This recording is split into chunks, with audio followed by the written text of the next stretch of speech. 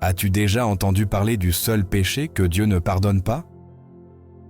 Imagine un instant que Jésus lui-même l'ait désigné comme quelque chose de si grave, de si profondément destructeur, qu'il n'y a de pardon ni dans ce monde, ni dans celui à venir.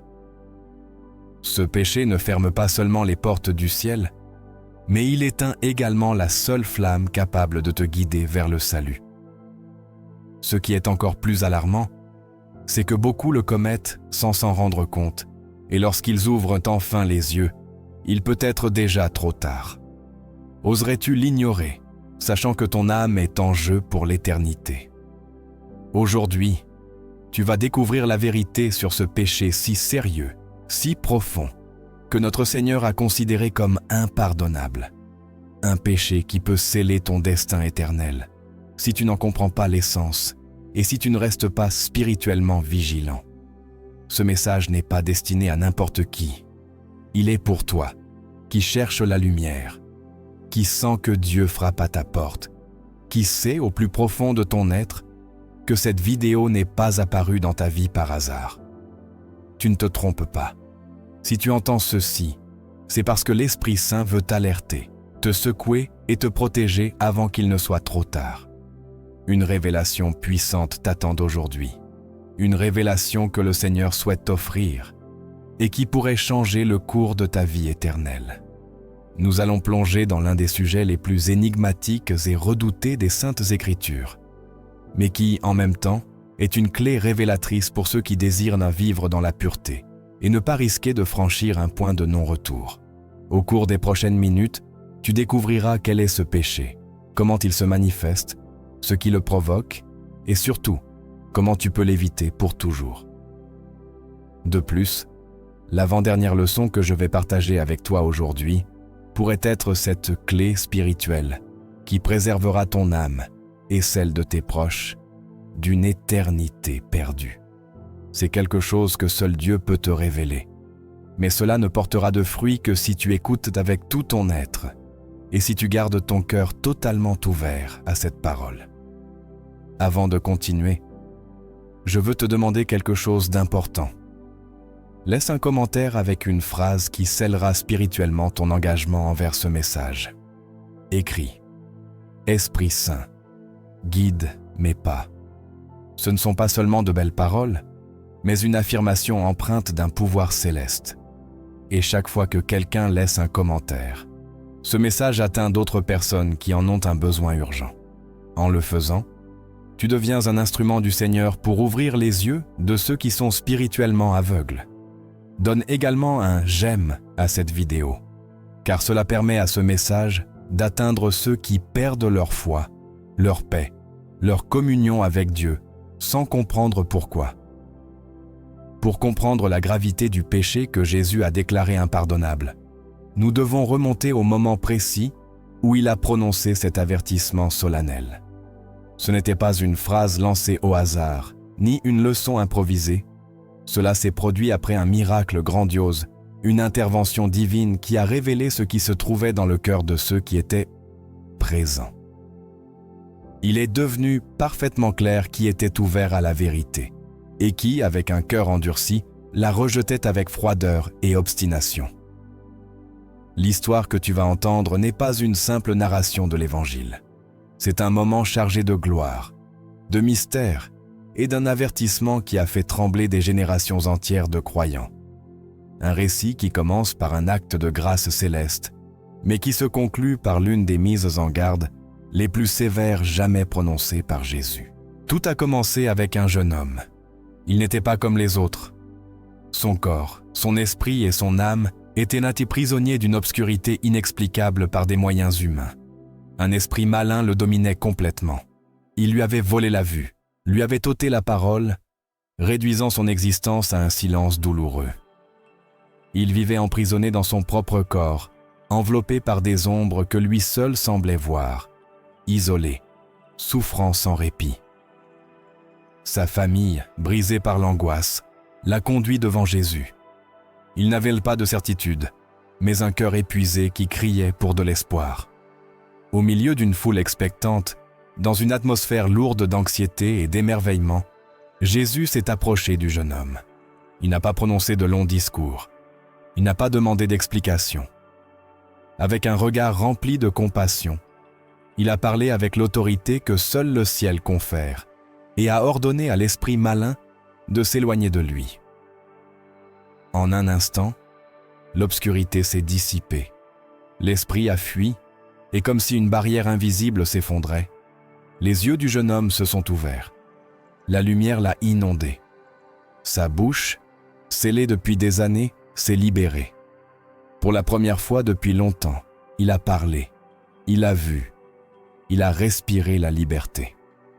L'émerveillement a envahi tous les présents. Certains se couvraient le visage, d'autres se prosternaient, d'autres encore pleuraient de gratitude, louant Dieu de tout leur cœur. Ils avaient été témoins de quelque chose de surnaturel, du pouvoir de Dieu manifesté avec une clarté indéniable. Le jeune homme, enfin libre, courait dans les bras de sa mère, riant à travers ses larmes. C'était comme si le ciel était descendu en ce lieu, et personne n'en doutait. Mais parmi cette foule, il y avait aussi ceux qui ne partageaient pas cette joie. Les pharisiens étaient là, ceux qui se disaient savants dans la loi, mais dont les cœurs s'étaient endurcis par l'orgueil et l'incrédulité. Au lieu de voir le pouvoir de l'Esprit Saint, ils murmuraient avec froideur et amertume entre eux. Cet homme n'expulse les démons que par le pouvoir de Belzébuth, le prince des démons. Pour beaucoup, cela pouvait sembler une simple critique, mais en réalité, c'était une offense directe au ciel. Ils ne se contentaient pas de remettre en question Jésus, ils appelèrent le mal ce qui était bon et accusaient l'Esprit Saint d'agir au nom de Satan. Et Jésus, qui connaît les pensées les plus cachées du cœur, n'est pas resté silencieux. Il s'est tourné vers eux avec une gravité qui a figé l'atmosphère. L'émerveillement a cédé la place à une tension profonde, et alors, il a prononcé des paroles qui résonnent encore aujourd'hui avec une puissance intacte. Tout péché et tout blasphème sera pardonné aux hommes, mais le blasphème contre l'Esprit ne sera pas pardonné. Et comme si cela ne suffisait pas, il a ajouté quelque chose d'encore plus bouleversant. À quiconque parlera contre le Fils de l'homme, il sera pardonné. Mais à celui qui parlera contre l'Esprit Saint, il ne sera pardonné ni dans ce siècle, ni dans celui à venir. C'était comme si le temps s'était arrêté. Ces paroles sont descendues avec la force d'un jugement divin. Ce qu'il venait de voir n'était pas seulement une guérison, c'était une révélation, mais aussi un avertissement. Les pharisiens n'avaient pas commis une simple erreur d'interprétation, mais un rejet délibéré d'une vérité qu'ils avaient sous les yeux. Ils ont vu la lumière, mais ont choisi d'embrasser les ténèbres. Ils ont été témoins de l'œuvre de l'Esprit Saint, mais ont volontairement décidé de l'attribuer à l'ennemi. Ils ont fermé leur cœur avec une telle dureté qu'il n'y avait plus de place pour le repentir. En cet instant à la fois glorieux et terrible, Jésus a clairement établi qu'il existe une limite. Il y a une ligne qu'une fois franchie, il n'y a pas de retour possible. C'est la ligne du blasphème contre l'Esprit Saint. Ce qui s'est passé n'a pas seulement transformé la vie du jeune homme libéré, mais a marqué un moment crucial dans l'enseignement de Jésus sur le pardon et sur le poids terrible de rejeter l'Esprit de Dieu. Un miracle qui a commencé par la liberté et s'est achevé par l'une des déclarations les plus solennelles de toute l'Écriture. Et à partir de ce moment, nous devons nous arrêter, ouvrir les yeux de notre âme et comprendre pourquoi Jésus a été si catégorique, ce que signifie ce blasphème et pourquoi, selon ses propres paroles, c'est le seul péché qui ne sera pas pardonné. La réalité est que nous ne parlons pas d'une faute quelconque. Cela va bien au-delà. C'est plus profond, plus sombre, plus définitif. Quand le Christ a parlé d'un péché sans pardon, ni dans ce monde, ni dans celui à venir, il ne l'a pas fait à la légère. Il marquait une limite sacrée qui ne doit jamais être franchie. Dans les évangiles, selon Matthieu 12, 31 à 32 et Marc 3, 28 à 30, le Seigneur prononce l'une des mises en garde les plus graves de toute l'Écriture. Il déclare que tous les péchés peuvent être pardonnés, même les blasphèmes prononcés contre lui-même. Mais ensuite, avec une fermeté qui glace l'âme, il ajoute que celui qui blasphème contre l'Esprit Saint ne recevra jamais de pardon et sera coupable d'une condamnation éternelle. Cela nous conduit à une question inévitable. Quel genre de péché peut fermer complètement la porte du pardon de Dieu? Pour le comprendre, nous devons examiner le moment où ces paroles ont été prononcées. Jésus venait de guérir un jeune homme tourmenté par un esprit malin qui lui avait volé la vue et la parole. Le miracle a suscité l'admiration de la foule, mais les pharisiens, au lieu de reconnaître l'œuvre divine, ont accusé Jésus d'agir par le pouvoir de Belzébuth, le prince des démons. En d'autres termes, ils ont attribué une manifestation de l'Esprit de Dieu à l'ennemi de l'âme. C'est là le cœur même du blasphème contre l'Esprit Saint. Il ne s'agit pas d'ignorance ni d'une confusion passagère. C'est regarder en face une action sainte de Dieu et, par orgueil ou rébellion, affirmer qu'elle vient du mal. C'est une décision délibérée de qualifier de sale ce qui est pur, de pervers ce qui est saint, de démoniaque ce qui est divin. Et c'est ce qui le rend impardonnable. Car le cœur qui est tombé dans cet aveuglement volontaire ne distingue plus la lumière. Il a rejeté le seul espoir qui pourrait le conduire au repentir. Il a fermé la porte à celui qui peut l'ouvrir. Ce péché n'est pas impardonnable parce que Dieu refuse de pardonner, mais parce que l'être humain a lui-même coupé le lien avec la grâce. Il a scellé sa conscience par le mépris. Nous ne parlons pas d'un moment de faiblesse, ni d'une chute morale, ni d'un doute sincère.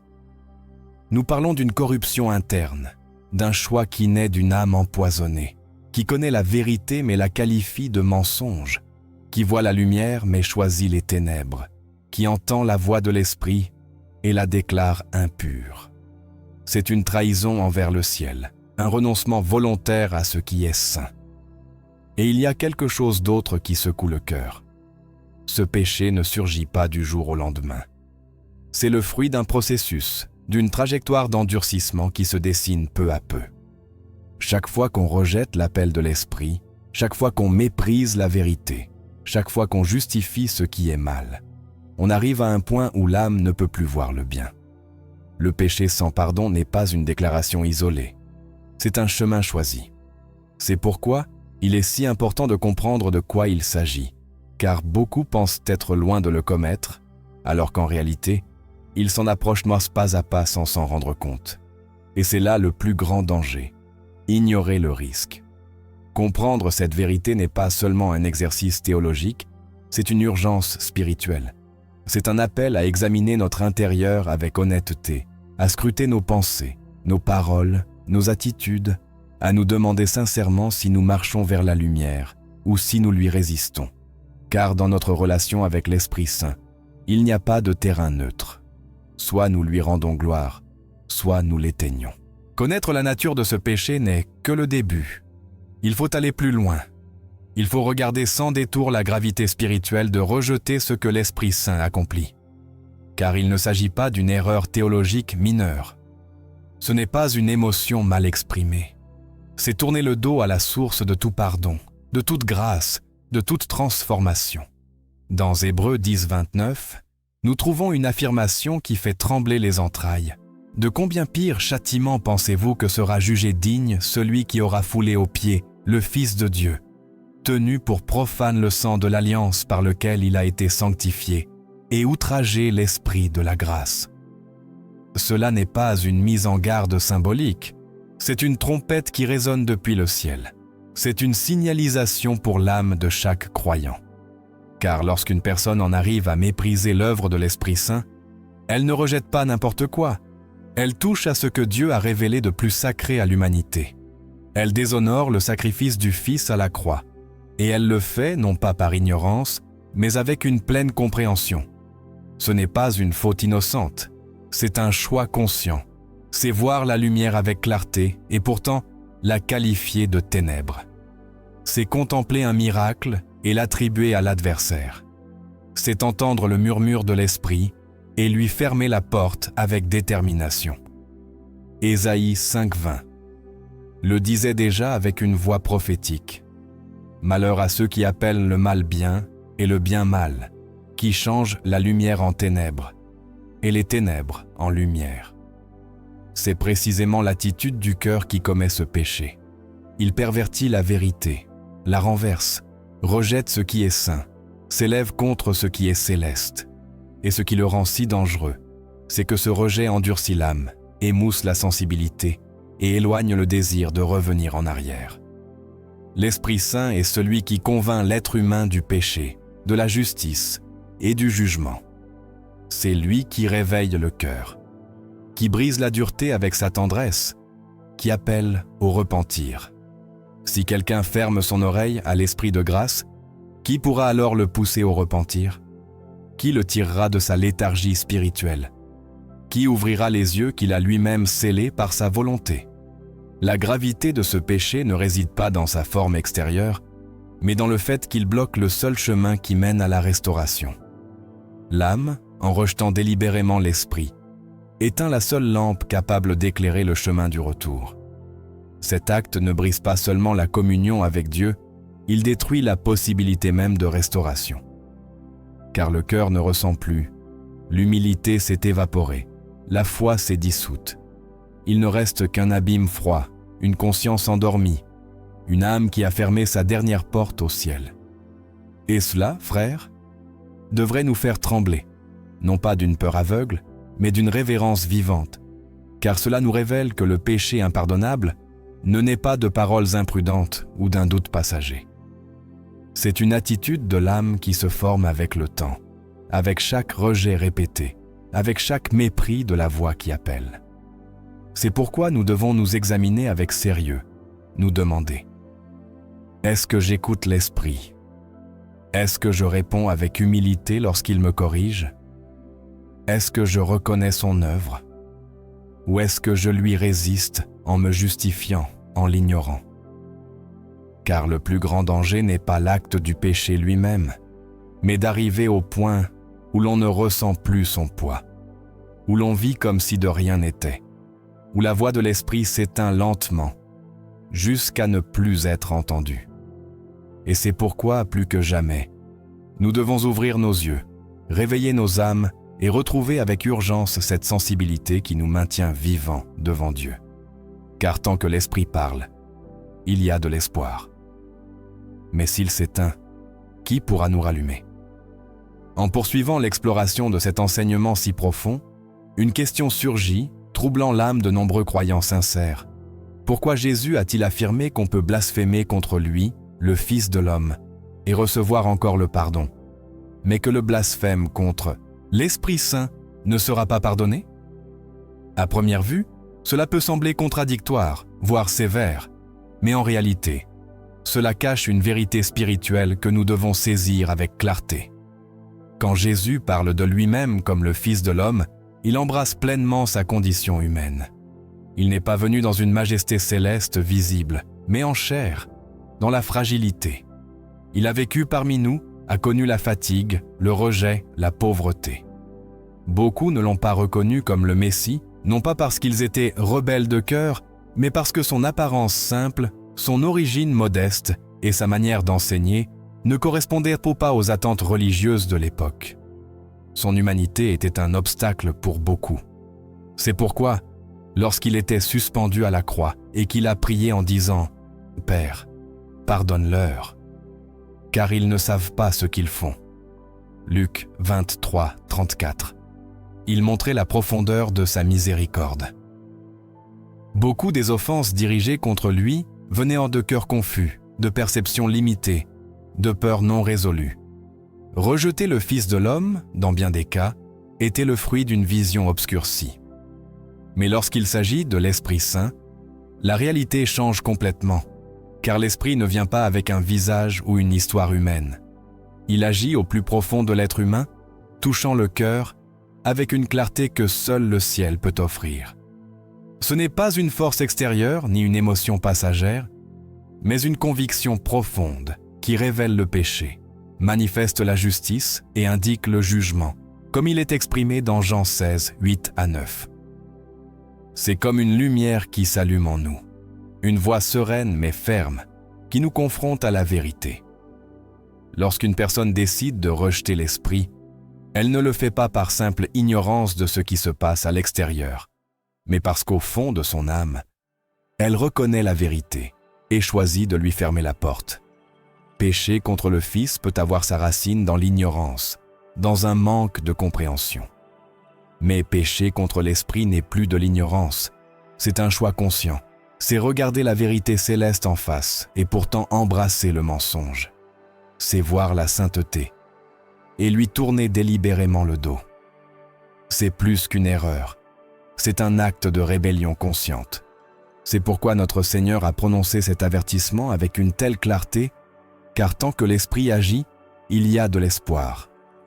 Sa présence signifie qu'il est encore possible de se repentir, de revenir, de se restaurer.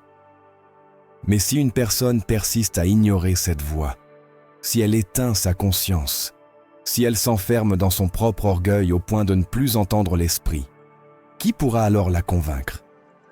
Comment pourra-t-elle voir la lumière si elle a choisi de vivre dans les ténèbres? C'est là que réside la gravité de ce rejet. Ce n'est pas une action superficielle, c'est une posture qui affecte tout l'être spirituel, toute la structure de l'âme. C'est comme si quelqu'un déclarait qu'il ne veut plus rien savoir de Dieu, qu'il n'a pas besoin de son guide, de son réconfort, de sa vérité. Et ce message doit nous secouer. Car si aujourd'hui tu peux encore entendre l'Esprit, si au fond de toi il y a une sainte inquiétude, si tu ressens cet appel divin qui te pousse à revenir sur le chemin, alors il y a encore de l'espoir pour toi. Mais c'est aussi un avertissement clair. N'endurcis pas ton cœur. Ne résiste pas à la voix qui peut te sauver, car il n'y a pas de tragédie plus grande que de faire taire la seule voix capable de nous conduire à la vie. Si l'Esprit Saint murmure encore à ton âme, écoute-le. Si tu ressens encore quelque chose en toi qui s'émeut lorsque tu entends la vérité, ne t'éloigne pas, rapproche-toi. Chaque fois que tu réponds avec humilité, le ciel se rapproche davantage de toi.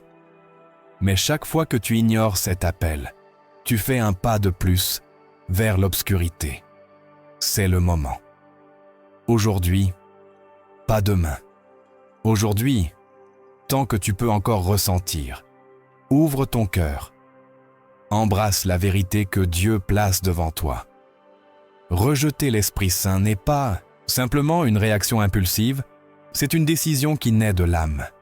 Et ce qui est le plus dangereux, c'est que cela commence rarement par un rejet ouvert. Cela ne se manifeste pas toujours par des cris ou des scandales. Cela commence plutôt par un silence intérieur, une petite résistance à peine perceptible. Mais ce petit début peut devenir une chaîne qui étouffe l'âme. C'est un processus subtil, mais dévastateur, l'endurcissement du cœur. L'apôtre Paul, dans son épître aux Romains, chapitre 1, versets 21 à 28, décrit ce processus avec des mots fermes. Il parle de ceux qui ont connu Dieu, qui ont eu accès à la vérité, mais qui ne l'ont pas honoré comme tel, ni ne lui ont rendu grâce. En conséquence, leur cœur insensé et obstiné s'est obscurci. Ce n'étaient pas des personnes éloignées du message divin. Au contraire, elles ont vu la lumière, mais l'ont méprisée. Et cette attitude a érodé leur intérieur jusqu'à ce qu'ils soient livrés à leurs propres désirs, à leur confusion, à un esprit qui ne pouvait plus discerner le bien. Nous ne parlons pas seulement de ceux qui nient publiquement Dieu, ni de ceux qui commettent des actes scandaleux. Parfois, il s'agit de personnes qui un jour étaient l'approche de la vérité, mais qui ont commencé à ignorer les avertissements de l'esprit. Elles entendèrent la correction et l'éteignaient. Elles ressentaient du remords face au péché, mais décidèrent de continuer comme si de rien n'était. Elles lisaient la parole, mais ne l'appliquaient pas. Le cœur ne s'endurcit pas en un instant. C'est un processus lent, comme une goutte qui tombe encore et encore sur la même pierre. Une excuse par-ci, une justification par-là. Ce n'est pas si grave. Dieu connaît mon cœur. Je sais ce que je fais. Et ainsi, peu à peu, l'âme se ferme. La sensibilité spirituelle s'évanouit. Cette voix claire qui autrefois ébranlait l'âme devient lointaine, et arrive le moment où elle n'est plus entendue. Paul l'exprime avec douleur.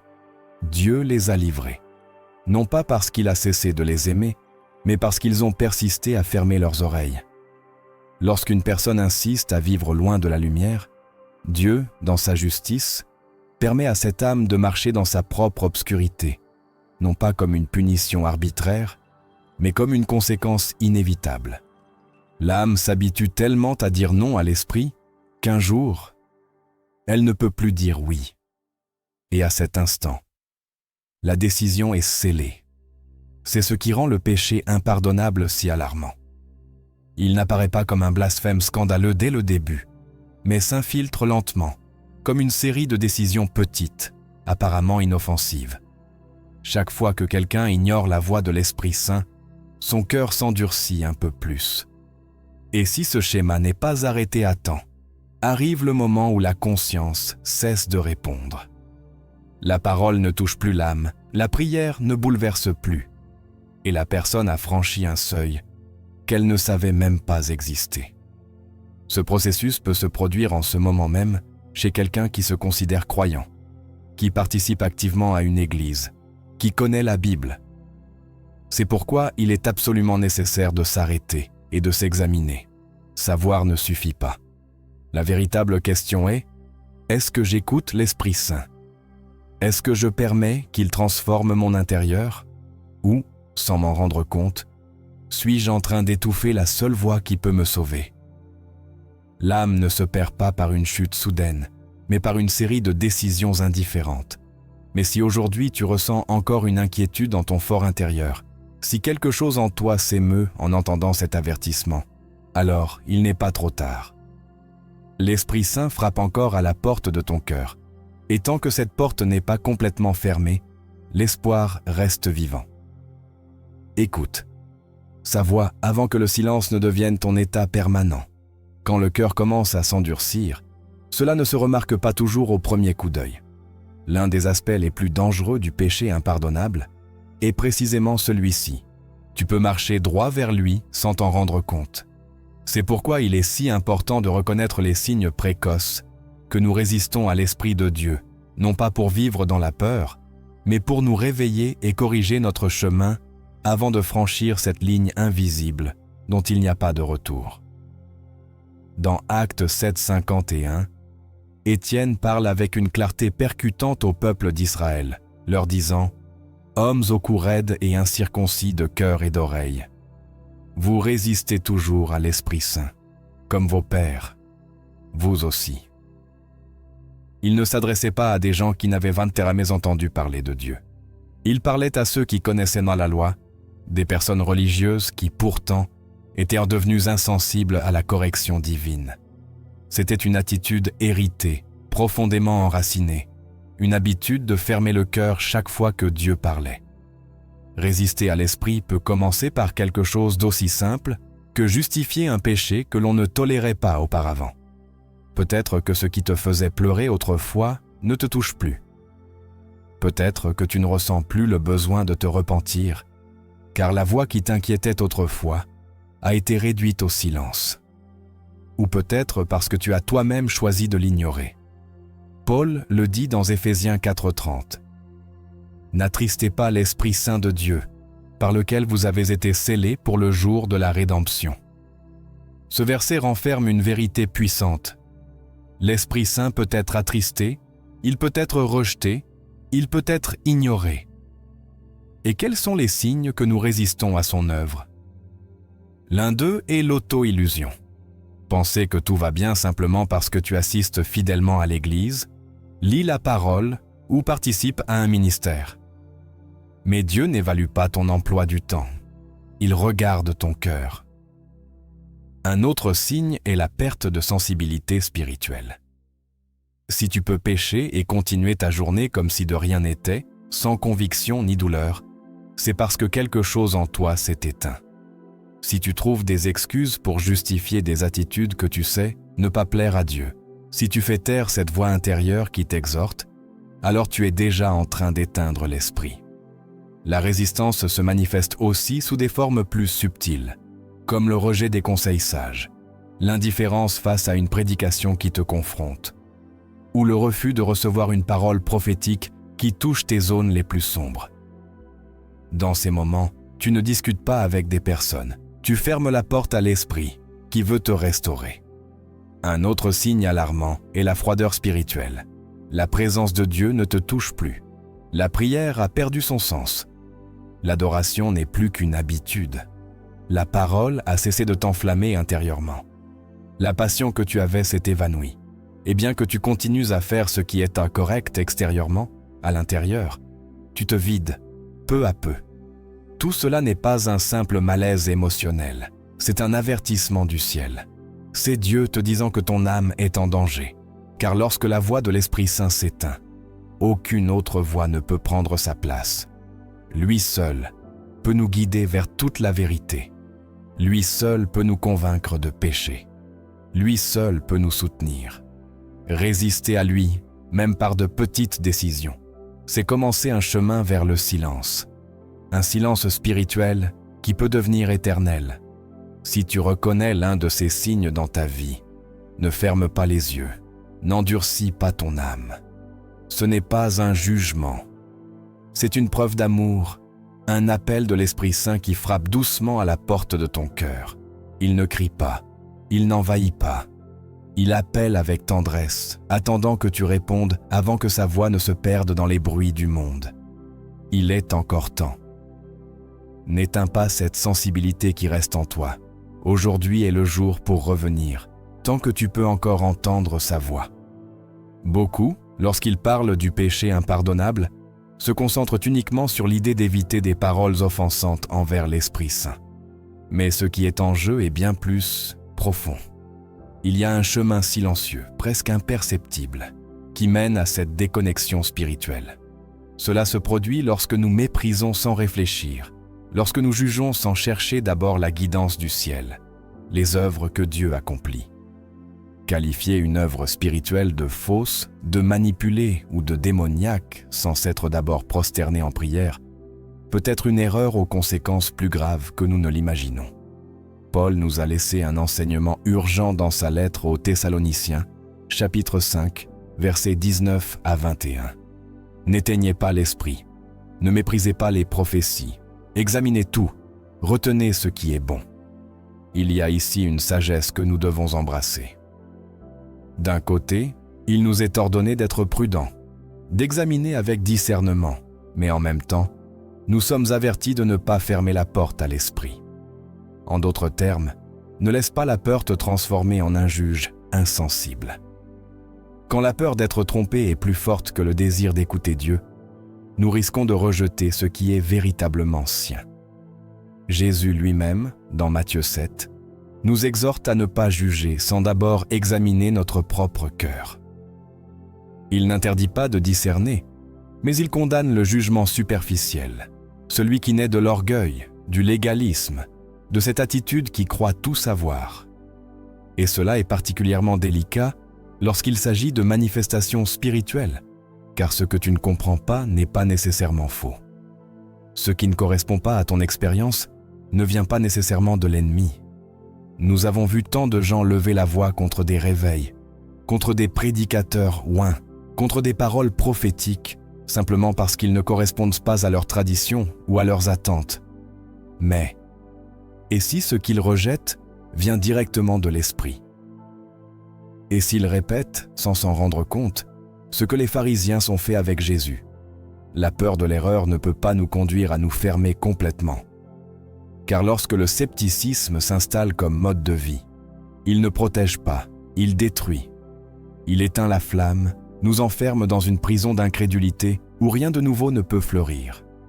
Au lieu de discerner avec l'esprit, nous commençons à critiquer avec la chair. Il est douloureux de le dire, mais beaucoup aujourd'hui éteignent l'esprit avec leur jugement hâtif. Ils le font depuis les chairs, sur les réseaux sociaux, dans leurs pensées les plus intimes.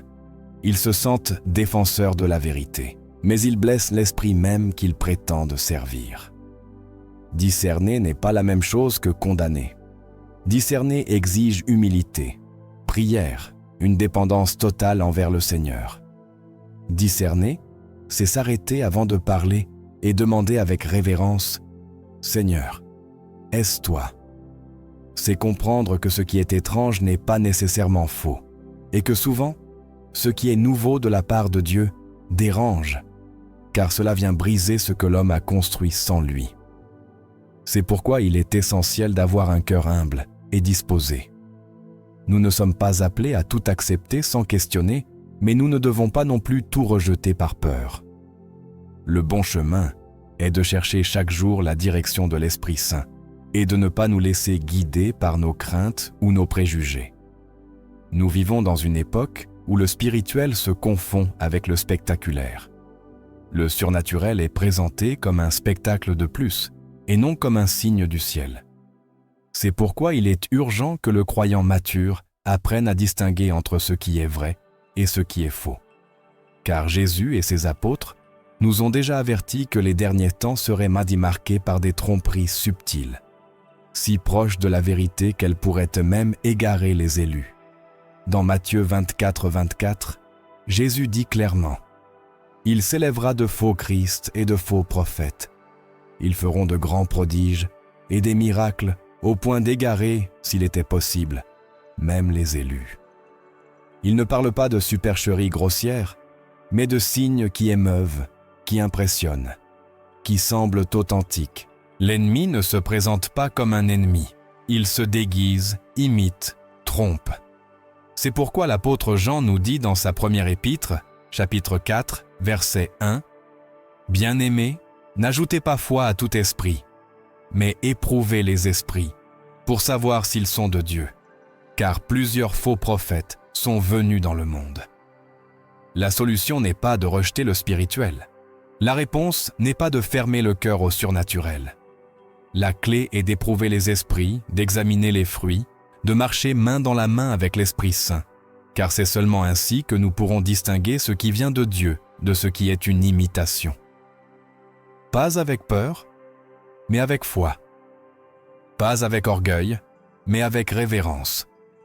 Pas avec préjugés, mais avec un discernement né d'une relation vivante avec le Seigneur. Le problème n'est pas la guérison, la prophétie ou même la délivrance. Le problème survient lorsque nos cœurs vont aux extrêmes.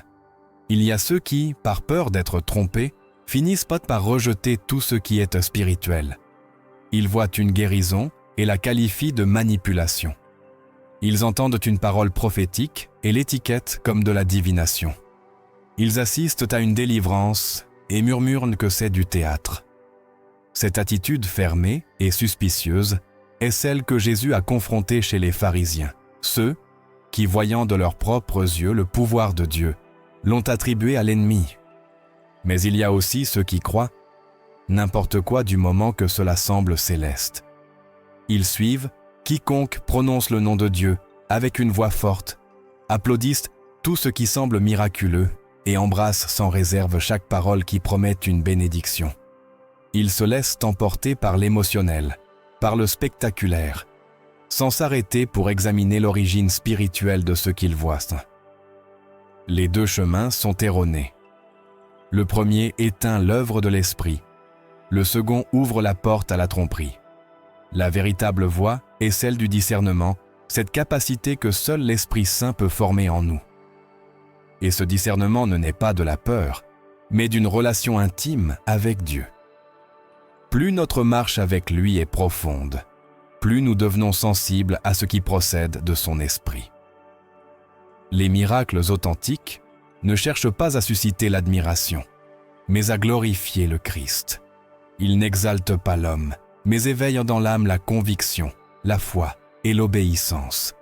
Ce qui est véritable ne divertit pas, il transforme.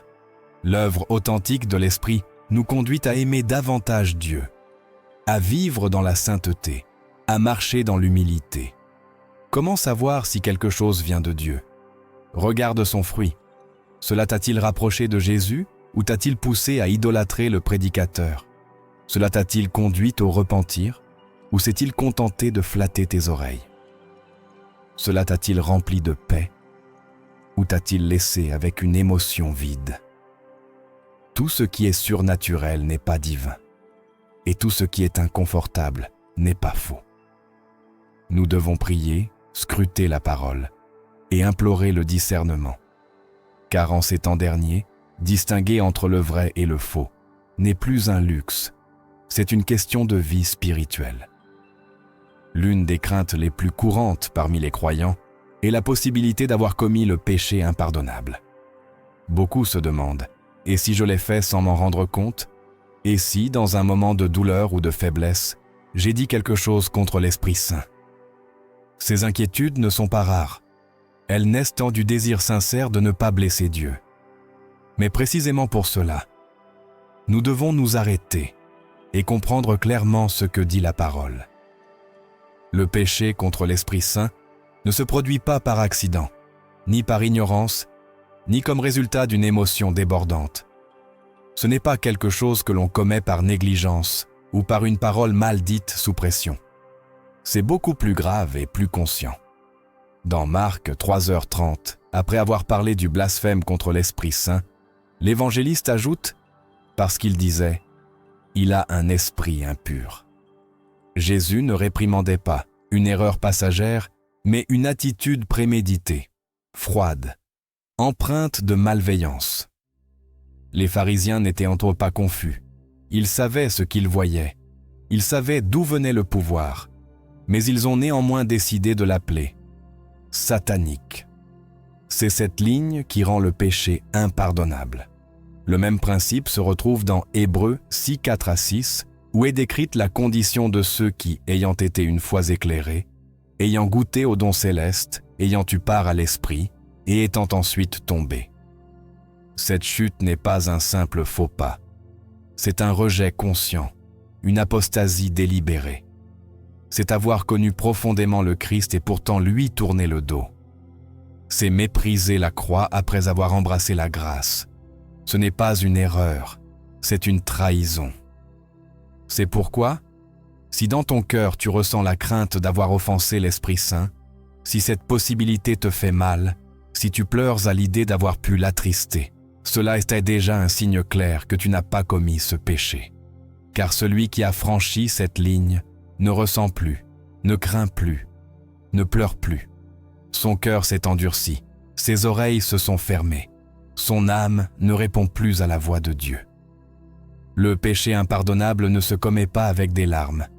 Il se commet avec arrogance, avec dureté, avec la décision persistante de rejeter ce que l'on sait venir de Dieu. C'est marcher consciemment vers les ténèbres, en sachant qu'on laisse derrière soi la seule lumière. C'est pourquoi il n'est pas possible de le commettre sans le savoir. Sa nature même exige une pleine conscience. Ce n'est pas le fruit de l'ignorance, mais d'une rébellion informée. Et celui qui l'a commis, malheureusement, ne pose plus de questions, ne cherche plus, ne se lamente plus.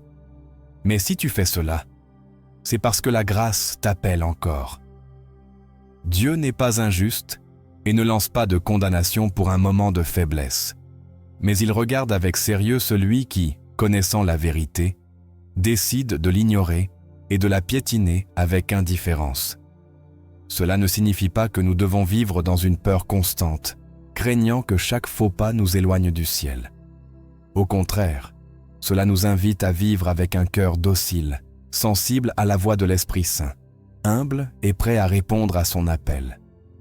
Tant que tu ressens encore sa présence, tant que sa voix te touche encore, tant qu'il y a des larmes sincères lorsque tu te repens, la grâce de Dieu te couvre encore. Tous ne marchent pas vers le péché impardonnable, mais certains, sans le savoir, s'en approchent dangereusement. Je ne parle pas des nouveaux croyants, ni de ceux qui tombent et se relèvent en cherchant Dieu entre leurs sanglots. Je ne parle pas non plus de ceux qui doutent avec crainte ou qui luttent sincèrement pour vivre dans l'obéissance.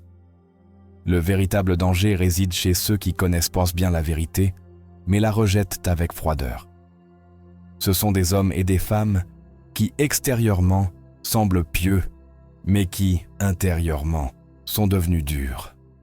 Des gens habitués à entendre la voix de Dieu et à l'éteindre, à voir l'Esprit Saint agir et à le mépriser sans ciller. Paul l'a exprimé clairement dans Romains 2,5. Mais par ton endurcissement et par ton cœur impénitent, tu t'amasses un trésor de colère pour le jour de la colère et de la révélation du juste jugement de Dieu. Il ne s'agit pas ici de ceux qui n'ont jamais connu le Seigneur, mais de ceux qui l'ont connu et qui ont décidé de fermer leur cœur. C'est la tragédie de devenir insensible à la grâce, d'utiliser la foi comme une excuse pour éviter un changement réel. Ce sont des personnes qui ne répondent plus à la correction, qui ne sont plus touchées par la présence du Seigneur, qui ne ressentent plus de culpabilité face au péché. Elles se sont transformées en juges de l'Esprit Saint lui-même. Elles voient les mouvements de Dieu et se permettent d'émettre des opinions avec froideur, sans révérence ni discernement. Elles déclarent fausseté là où il y a sainteté, et elles le font avec une assurance dangereuse, comme si elles avaient le pouvoir de fermer le ciel pour les autres. Proverbe 29:1 le dit sans détour. L'homme qui, souvent repris, raidit la nuque, sera brisé subitement sans qu'il y ait de remède. C'est l'une des mises en garde les plus bouleversantes, car elle parle de celui qui, corrigé maintes fois, a décidé de résister. Il arrive un moment où Dieu se tait, non pas parce qu'il ne veut pas sauver, mais parce que le cœur de l'homme s'est scellé. Ceux qui sont en plus grand danger ne le savent pas toujours. Ce sont ceux qui croient avoir une sécurité spirituelle, mais dont l'âme est froide. Ils continuent de prêcher, mais n'écoutent pas. Ils enseignent, mais n'acceptent pas d'être enseignés. Ils corrigent les autres, mais ne permettent à personne de les confronter. Ils se sont tellement habitués à leur propre voix, à leur propre savoir, qu'ils ne discernent plus quand l'Esprit leur parle. Et c'est ce qu'il y a de plus triste. Ils restent actifs dans les choses de Dieu, ils continuent d'utiliser son nom. Mais leurs cœurs sont loin, leur esprit s'est desséché, et la lumière ne pénètre plus en leur intérieur. C'est là que commence le chemin vers le blasphème contre l'esprit. Ce message ne cherche pas à pointer du doigt, mais à réveiller l'âme. C'est un appel à ce que chacun se regarde intérieurement, à ce que chaque croyant se présente devant Dieu avec honnêteté et se demande « Est-ce que j'endurcis mon cœur ? Est-ce que j'ignore la voix de l'Esprit ? Est-ce que je juge avec dureté ce que je ne comprends pas ? Car celui qui craint Dieu s'examine, et celui qui l'aime cherche à se corriger. Si la parole ne te touche plus, si rien de ce qui vient du ciel ne t'émeut, c'est le signe que quelque chose de très grave s'est produit en toi. L'Écriture le décrit de manière à donner des frissons, car elle parle d'une condition où l'âme n'écoute plus, n'aspire plus, ne répond plus. Paul, dans Éphésiens 4, 17 à 19, avertit que certains, bien qu'ayant connu Dieu, se sont détournés de lui parce que leur esprit s'est obscurci, leur cœur s'est endurci, et ils ont livré leur vie à des chemins impies. C'est le danger de s'habituer à la voix de l'esprit et de cesser de la valoriser. Ils vivent avec les yeux de l'âme fermés par leurs propres décisions. Ils rejettent la vérité, embrassent le péché et s'enfoncent pas à pas dans une insensibilité qui les consume. Ce qui, au début, était un léger refus, presque imperceptible, se transforme en une prison intérieure, émotionnelle et morale.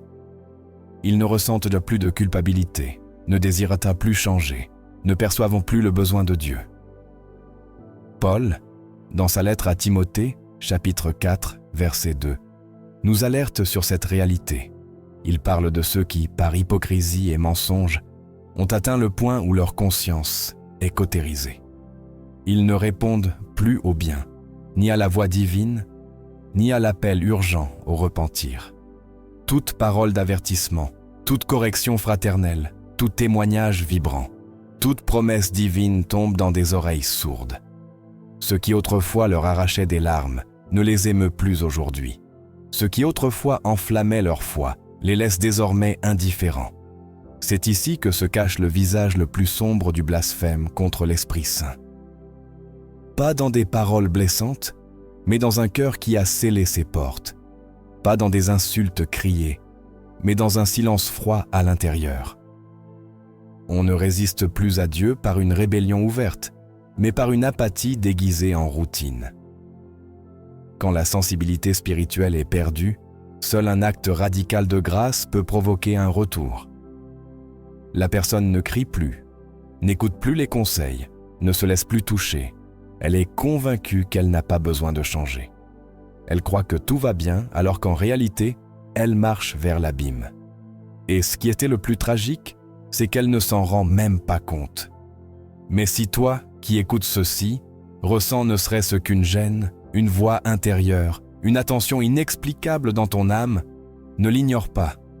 C'est le signe qu'il y a encore de la vie. Cette inquiétude est une étincelle que l'Esprit t'a préservée. Même dans le désert le plus aride, Dieu laisse une trace. Ne laisse pas cette étincelle s'éteindre. Ce qui est en jeu n'est pas anodin. Si tu peux encore ressentir, il y a encore de l'espoir. Mais si un jour tu ne ressens plus rien, il sera trop tard. Une question tourmente les cœurs sincères. Une question qui est souvent murmurée dans la prière avec crainte. Et si j'ai déjà commis le péché impardonnable sans le savoir? L'âme tremble d'anxiété. La peur d'avoir franchi une limite invisible paralyse même les croyants les plus dévoués. Mais je veux que tu écoutes ceci avec clarté, avec toute la force de la vérité de Dieu. Si cette question est née en toi, si cela t'importe, si tu cherches Dieu avec des larmes, c'est précisément parce que tu n'as pas commis ce péché. Celui qui a véritablement blasphémé contre l'Esprit Saint ne ressent plus ce douleur, ne cherche pas la restauration, n'éprouve pas de remords, ne tremble pas à l'idée d'avoir blessé Dieu. Son cœur est fermé, insensible, endurci. Il n'y a plus d'amour pour ce qui est sacré. Il n'y a plus de conscience de son état.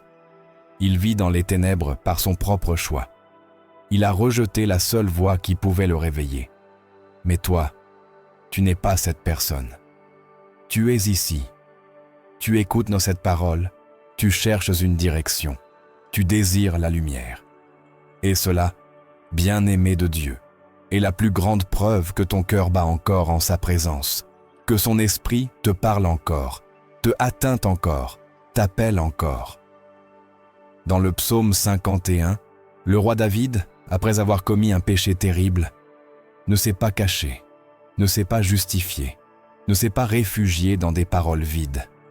Il s'est jeté à genoux, criant depuis le plus profond de son être « Aie pitié de moi, ô Dieu, selon ta miséricorde, selon la multitude de tes compassions, efface mes transgressions. » Plus loin, il a supplié avec une âme nue « Ne me retire pas ton Esprit Saint. » Ces supplications ne naissent pas d'une âme endurcie, mais d'une conscience touchée, brisée, désirant ardemment la restauration avec Dieu.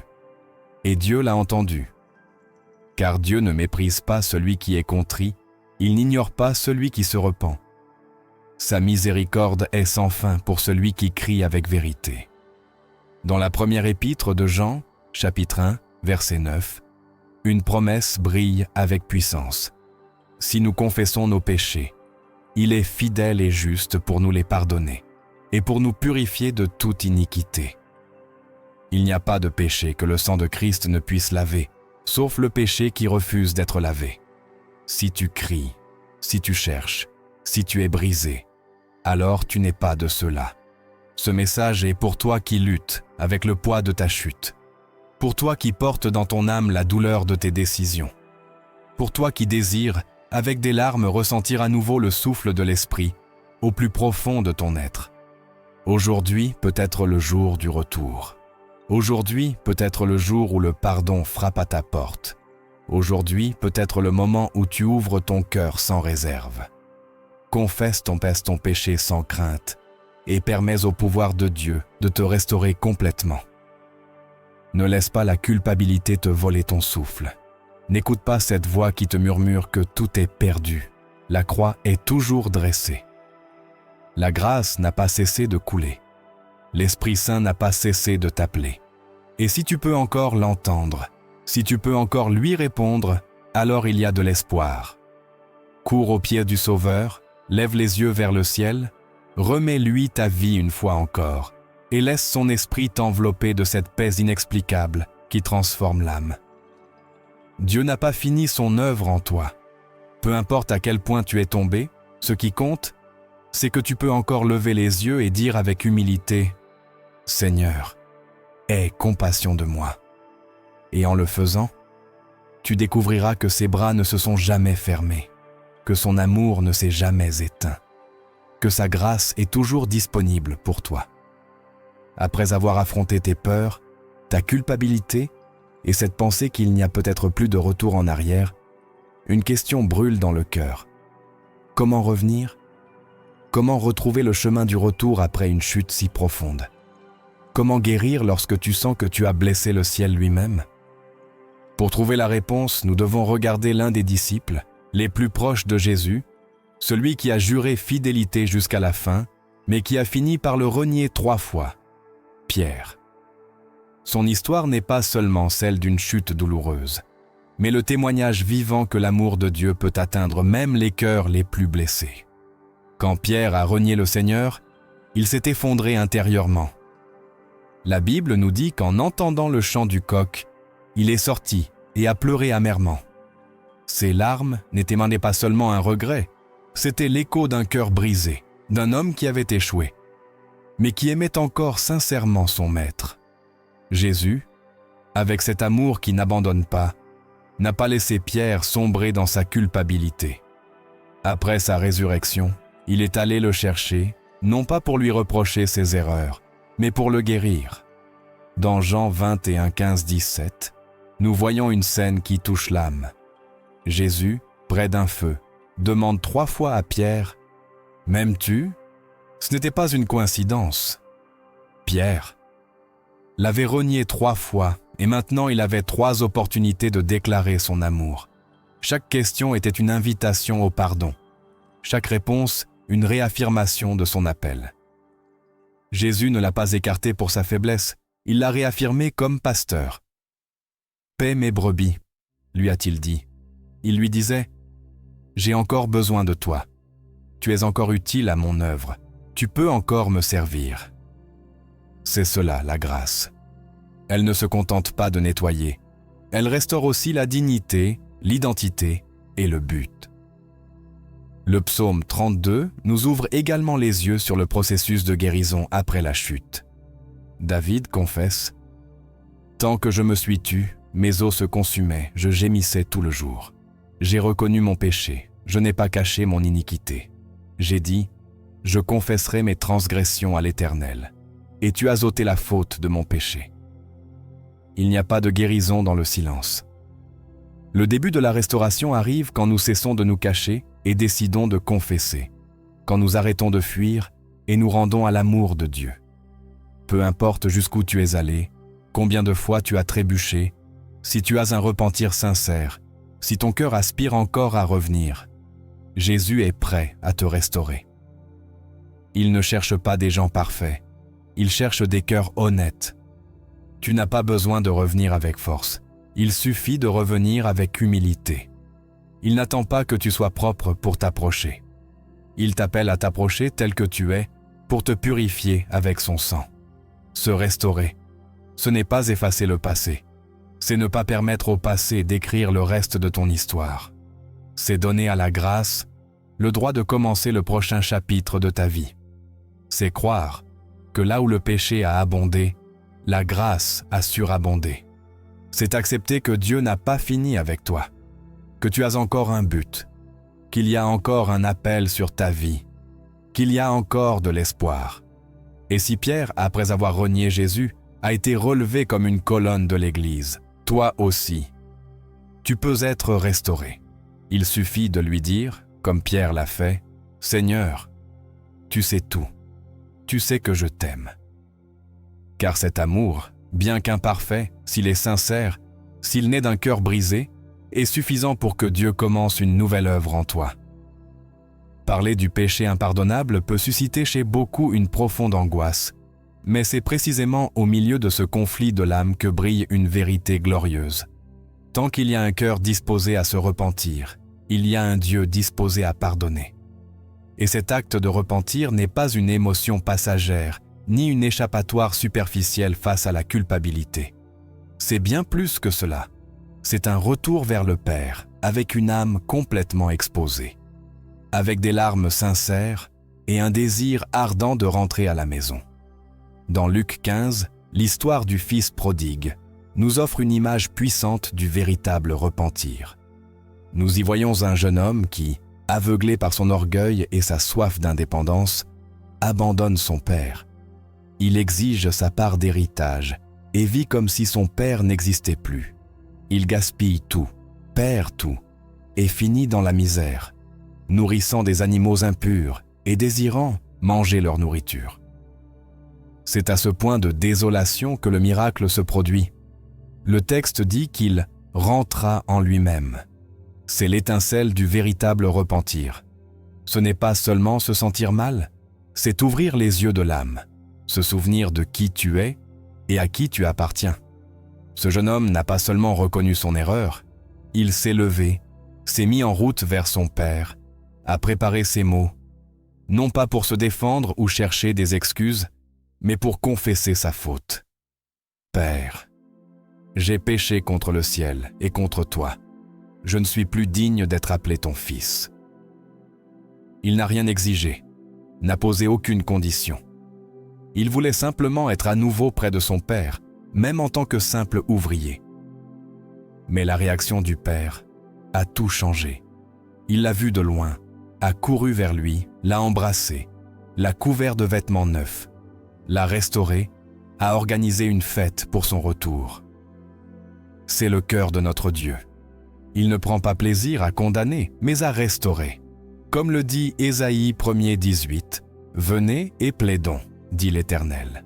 Si vos péchés sont comme le cramoisi, ils deviendront blancs comme la neige. S'ils sont rouges comme la pourpre, ils deviendront comme la laine. » C'est sa promesse, c'est son amour. Mais il y a une condition, un repentir véritable. Et ce repentir n'est pas simplement dire « je suis désolé », c'est se rendre complètement. C'est assumer la responsabilité sans chercher de raccourci. C'est ressentir une douleur sainte, qui ne se satisfait pas de consolation rapide, mais qui aspire à une transformation totale. C'est voir le péché non comme une erreur sans importance, mais comme une blessure ouverte au cœur de Dieu. C'est cesser de chercher des excuses et permettre à l'Esprit Saint de briser ce qui s'était endurci. Quand une âme se repent véritablement, quelque chose se brise à l'intérieur, mais quelque chose de nouveau commence aussi à naître. Dieu prend ces morceaux brisés et commence une œuvre nouvelle. Le fils prodigue n'est pas revenu pour être esclave. Il est revenu et a été restauré comme fils. C'est cela, la grâce. Elle ne se contente pas de purifier, elle restaure. Elle ne pardonne pas seulement, elle embrasse. Elle n'accepte pas seulement, elle célèbre.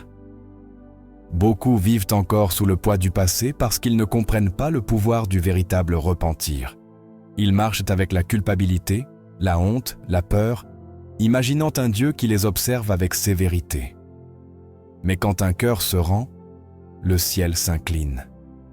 Peu importe jusqu'où tu es allé, à quel point tu es tombé, à quel point tu te sens brisé. S'il y a un repentir, il y a de l'espoir. S'il y a une confession sincère, il y a une restauration. Il n'est jamais trop tard. Tu n'es pas seul. Tu n'es pas perdu si tu peux reconnaître ton besoin de Dieu. Le chemin du retour n'est pas long. Il commence par une décision. Revenir.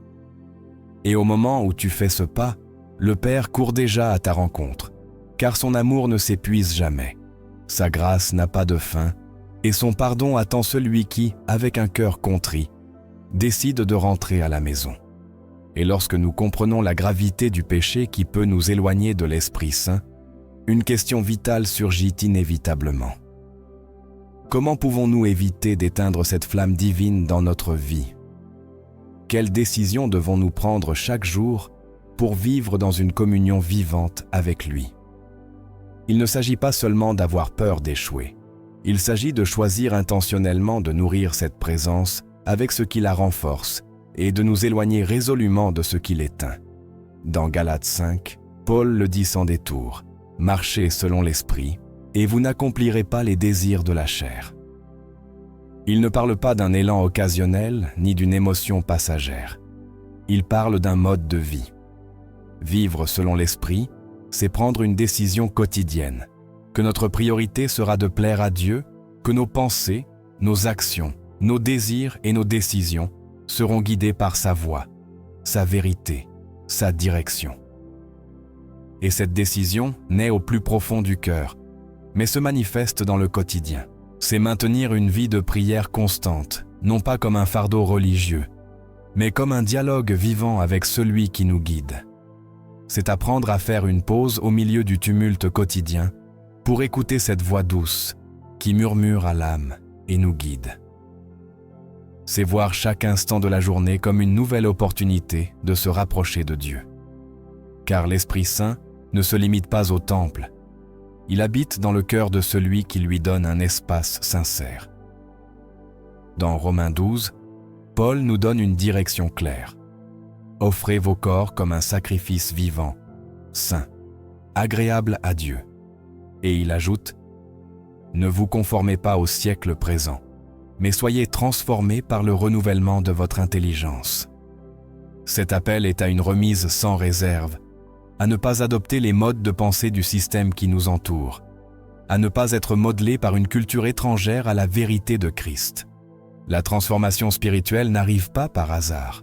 Elle exige une décision ferme, de la constance, une volonté qui se rend à Dieu. Et vivre guidé par l'Esprit signifie aussi rester éveillé. Jésus a averti ses disciples de veiller et de prier pour ne pas succomber à la tentation, car l'ennemi ne se repose pas. Les pièges du péché sont partout. Et si nous ne sommes pas vigilants, si nous ne discernons pas, si nous ne coupons pas à la racine ce qui nous contamine, nous perdrons bientôt le feu.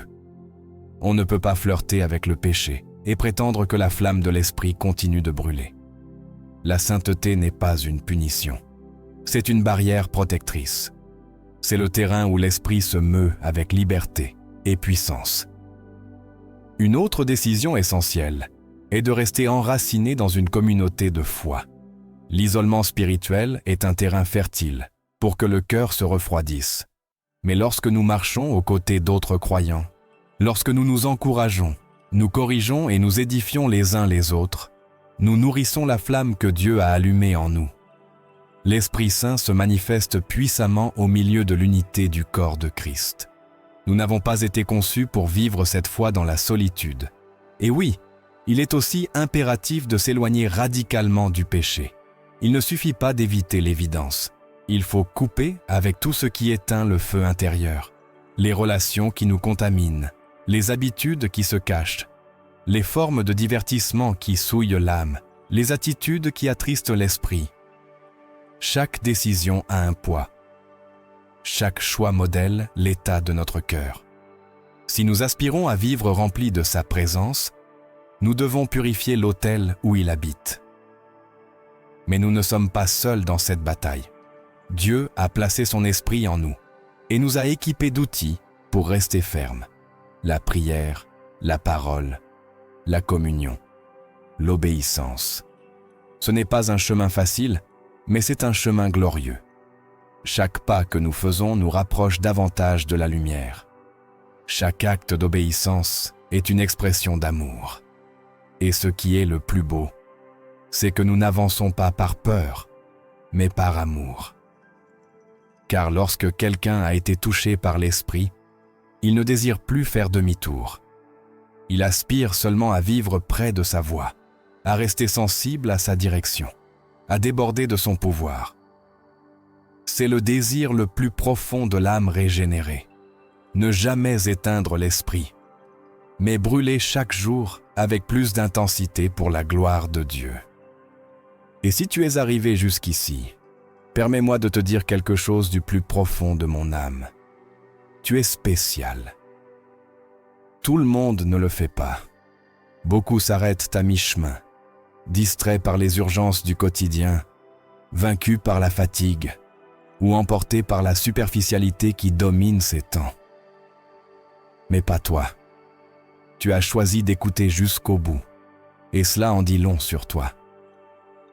Cela parle d'un cœur assoiffé de vérité, d'une âme qui ne se satisfait pas du superficiel, de quelqu'un qui cherche véritablement ce que Dieu a à lui dire. Peu de choses dans cette vie ont autant de valeur que la persévérance spirituelle. Beaucoup commencent, mais peu terminent. Beaucoup s'approchent, mus par l'émotion, mais s'éloignent lorsque le message confronte, lorsque la parole touche au plus profond. Mais pas toi. Tu es resté. Tu as résisté. C'est pourquoi je veux te féliciter. Car ta présence ici n'est pas un hasard. C'est un signe. C'est la preuve que l'Esprit Saint continue de t'appeler, continue de façonner quelque chose de nouveau en toi, continue d'agir puissamment dans ton intérieur. Et si, dans ton cœur, tu sens que cette parole a allumé quelque chose, je t'invite à l'écrire comme un témoignage. Écris dans les commentaires « Je ne veux plus l'éteindre ». Pas comme une simple phrase, mais comme une déclaration de foi, un acte public d'engagement, une preuve que tu as écouté, compris, et que tu es prêt à répondre. Et en l'écrivant, tu ne feras pas seulement une affirmation de ton engagement, tu déclareras aussi clairement, devant le ciel et la terre, que tu es l'un de ces croyants fermes, ceux qui ne fuient pas lorsque le chemin devient étroit, ceux qui permettent à l'Esprit de Dieu de transformer leur vie depuis le plus profond. Aujourd'hui, quelque chose a été révélé que beaucoup de chrétiens ignorent pendant des décennies entières. Tu as découvert quel est ce péché que le Seigneur ne pardonne pas. Pas pour que tu vives dans la peur, mais pour que tu marches avec une sagesse spirituelle. As-tu compris le véritable sens du blasphème contre l'Esprit Saint? As-tu vu comment ce chemin commence? Quels sont les signes qui annoncent que quelqu'un éteint peu à peu cette voix douce et sainte qui nous appelle avec amour? Tu as appris que ce n'est pas une erreur fortuite, mais une attitude de rébellion soutenue. Et tu as aussi compris que tant qu'il y a de la sensibilité dans l'âme, tant qu'il y a un repentir sincère, il y a encore un espoir vivant. Mais par-dessus tout, aujourd'hui, tu as reçu une invitation à vivre avec détermination, à marcher sous la lumière de Christ, à cultiver chaque jour une relation profonde et continue avec l'Esprit Saint, à ne pas laisser ton cœur s'endurcir par le péché, par l'habitude, par l'orgueil qui ferme les oreilles de l'âme, à décider jour après jour d'écouter cette voix délicate mais puissante qui te conduit à la vie éternelle. Ce canal n'est pas seulement un espace d'enseignement, c'est un refuge pour l'âme fatiguée. C'est une lampe allumée au milieu d'un temps où beaucoup de cœurs se refroidissent. C'est un phare dans l'obscurité, guidant ceux qui aspirent encore à arriver en sécurité dans la présence de Dieu. Mais un phare a besoin d'être vu. Il a besoin que quelqu'un le signale, le mentionne, le partage, le rende visible. Si ce message a touché ton cœur, si tu as senti que Dieu t'a parlé, ne le garde pas pour toi seul. Il y a quelqu'un d'autre qui a besoin d'entendre ce que tu as entendu. Il y a un autre cœur qui a besoin de s'éveiller. Et si tu n'es pas encore abonné à ce canal, permets-moi de te demander, qu'attends-tu? Si une parole peut te toucher de cette manière, si un message peut émouvoir ton esprit jusqu'aux larmes et au repentir, ne penses-tu pas que tu devrais désirer plus de cela? Ne devrais-tu pas aspirer à continuer de recevoir ce genre de nourriture pour ton âme? Rejeter cela serait comme recevoir une lettre du ciel et refuser de lire la suivante. Ce serait comme éteindre une lumière au milieu de la nuit. Mais si tu fais déjà partie de cette communauté, si tu es abonné, si tu as partagé, si tu as commenté, si tu es resté fidèle, alors réjouis-toi. Tu fais quelque chose de plus grand que tu ne l'imagines. Tu collabores avec le royaume éternel. Tu aides à ce que la flamme de l'esprit ne s'éteigne pas dans les cœurs de milliers de personnes qui, comme toi, ne veulent pas vivre endormies spirituellement. N'oublie pas, ce qui détermine ton éternité, ce n'est pas seulement ce que tu dis croire, mais comment tu réponds à cette foi. Que cette réflexion ne reste pas en de belles paroles, qu'elle se transforme en décision ferme. Que dès aujourd'hui, tu vives avec la certitude que l'Esprit Saint est ton guide, ta force, ton plus grand trésor, et que jamais, pour rien ni pour personne, tu n'éteindras sa voix. Merci d'être allé jusqu'au bout. Merci d'avoir ouvert ton âme. Merci d'avoir laissé cette parole résonner en toi. Et souviens-toi, l'Esprit continue de parler. La question est, continueras-tu à l'écouter ?